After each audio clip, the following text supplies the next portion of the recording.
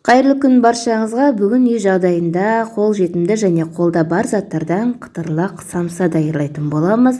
Жасап көріңіздер, сіздерге ұнайтынына сенімдімін. Видеода көріп тұрғандарыңыздай ыстық күйінде ортасын бөліп көрсетіп жатырмын. Қазір дыбысын естисіздер.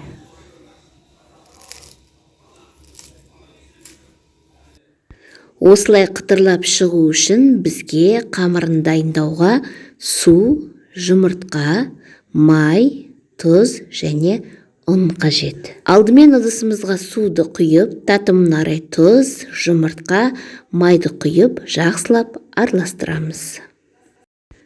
Араласқан массаның үстіне қажетіне қарай, мөлшеріне қарай ұнды салып, жұмсақтау қылып қамыр илейміз.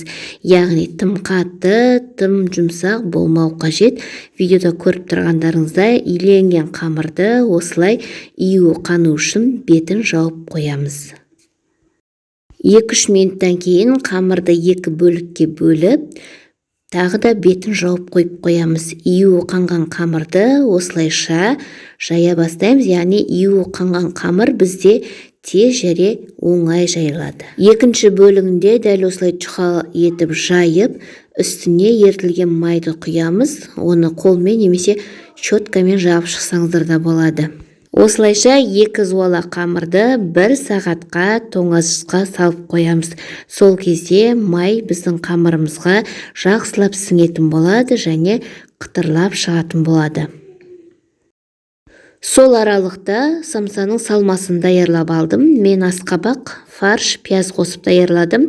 Асқабақ ұнатпайтын болсаңыздар, фарш пен пиязды қосып даярлап алсаңыздар да болады, немесе қол жетімді үйде бар заттарды салсаңыз болады. Яғни піскен ет пен пиязды араластырып салсаңыздар да болады.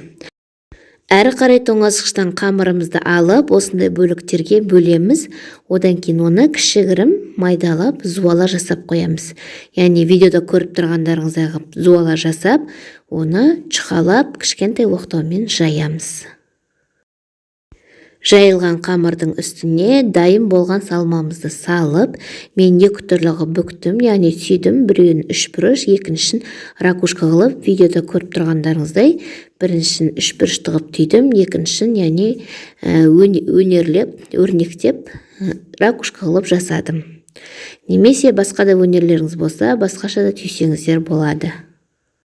Осылайша жайылған қамырлардың барлығының ішіне салмасын салып, 3 бұрышты және ракушка қылып түйіп алдым. Дайын болған самсаларды пергамент қағаз төселген табаға салдым және алдын ала пешті 200 градуста қыздырып алдым. Ыдысымызға 1 жұмыртқаны жарып, оны щеткамен жақсылап езіп, дайын болған самсалардың үстіне жағып шықтым. Үстіне кунжут септім, мак сепсеңіздер де болады, немесе ештеңе сеппесеңіздер де болады.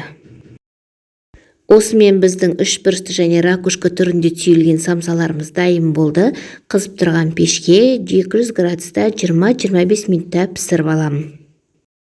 Пештің градусы әртүрлі болуы мүмкін. Біреуіңізде 180, біреуінде 150 деген сияқты қатты қызуына байланысты қарап қоясыздар градусын. Мен 200 градуста пісірдім. Осымен біздің қытырлақ самсамыз дайын болды. Міндетті түрде жасап көріңіздер.